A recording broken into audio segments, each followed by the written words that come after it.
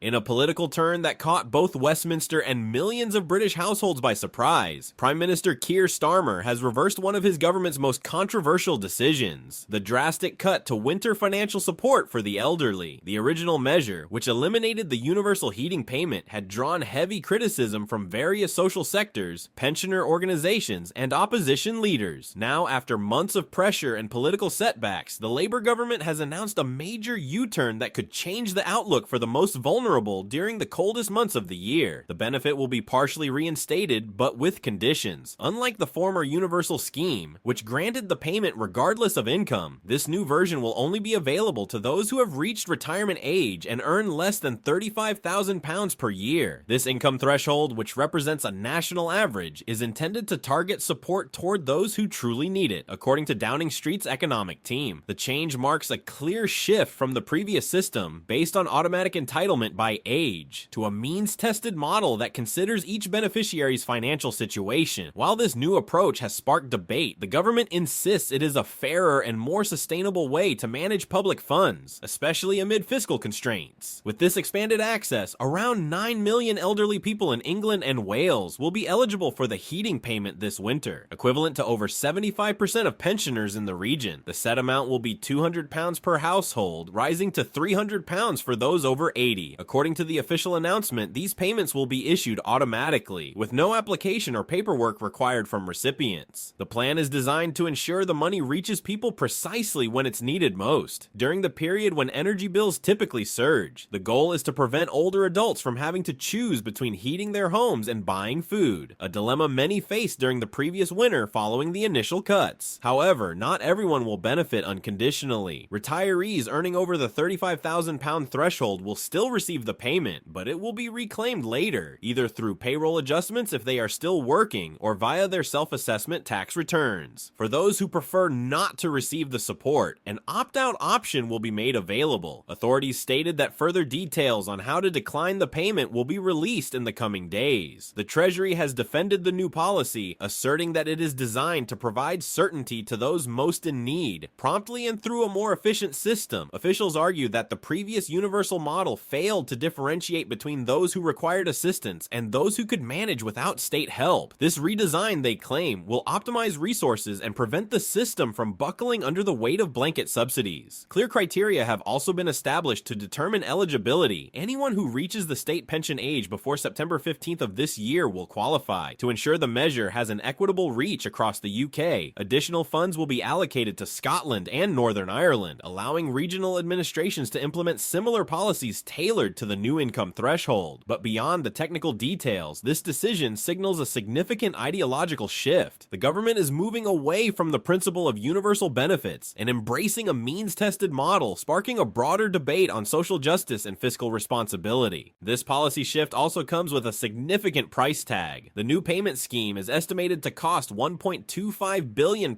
in England and Wales alone. However, by implementing a fiscal recovery mechanism for those who exceed the income threshold, the Treasury expects to recoup at least £450 million, partially offsetting the budgetary impact. Despite the high cost, authorities insist that this policy will not result in long-term additional debt, as it will be covered within the framework of the upcoming national budget and reflected in the official forecast of the Office for Budget Responsibility, OBR. Chancellor of the Exchequer Rachel Reeves defended the move, stating that it was a difficult but necessary decision given the severe economic conditions inherited from the previous Conservative government. According to Reeves, the policy allows support to reach those who need it most without compromising fiscal stability. With winter temperatures becoming increasingly extreme and the cost of living continuing to rise, the expansion of these payments aims to prevent a humanitarian crisis among low-income pensioners. The question now is whether this political U-turn will be enough to ease public outrage and regain some of the lost support.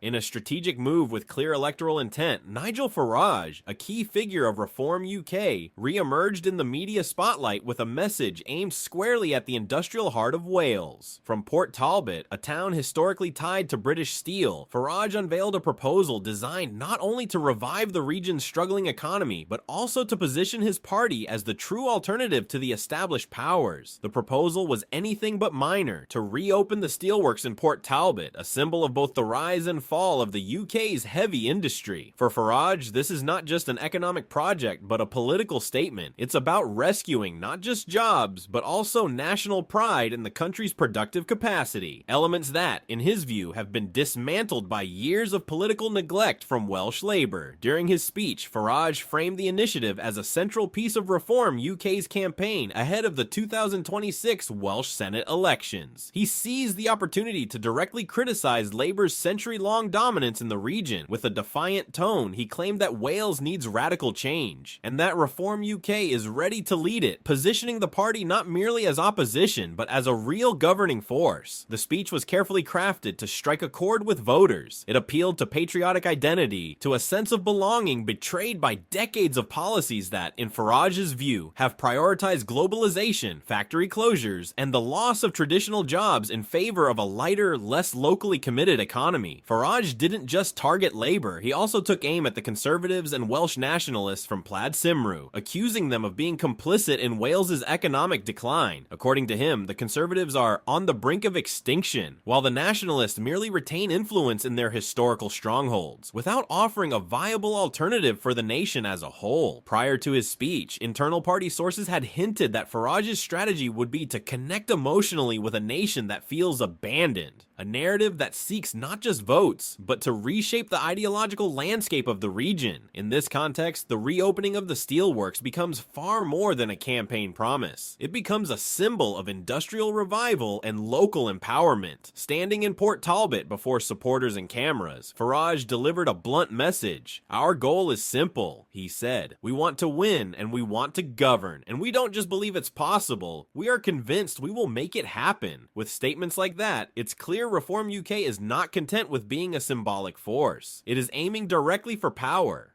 Farage's strategy rests on a carefully calculated narrative to reclaim what has been lost, restore working-class pride, and present himself as the only leader with the courage to challenge the status quo. His speeches leave no room for technical jargon or moderate positions. His tone is direct, emotional, and aims to divide the conversation into them, those in power who have failed, and us, the forgotten people, battered by unemployment, factory closures, and the rising cost of living. Throughout his tour of South Wales, Farage has repeatedly referenced other regions of the country where, according to him, Reform UK has already planted the seeds of change. He pointed, for instance, to the party's previous support for the steel industry in Scunthorpe months ago, presenting it as proof that his commitment to the industrial sector is not just a campaign promise, but a sustained policy. In this light, his proposal goes beyond simply reopening Port Talbot. It's part of a broader national reindustrialization plan, which could become the central pillar of his 2026 platform. However, his critics warn that many of his promises lack operational detail and solid economic backing. They argue that reviving a heavy industry like steel requires more than political will. It demands strategic partnerships, structural subsidies, and international commitments in both trade and environmental policy. Even so, the mere idea of breathing life back into the cold furnaces of Port Talbot has been enough to reignite enthusiasm among sectors disillusioned with mainstream politics. Farage closes every appearance with the same formula: an appeal to national pride, a promise of tangible change, and an invitation to break away from the old structures that have kept Wales stagnant. His style remains polarizing, but there's no denying he has successfully placed his message at the center of public discourse. Reform UK, once a fringe force, now projects strength and ambition, and its leader appears convinced that this is the historical moment to make a real bid for power. If you enjoyed this analysis and want to stay updated on the most important news from the UK with a sharp and direct perspective, don't forget to like the video, leave your thoughts in the comments, and subscribe to the channel. Thanks for watching, and see you next time.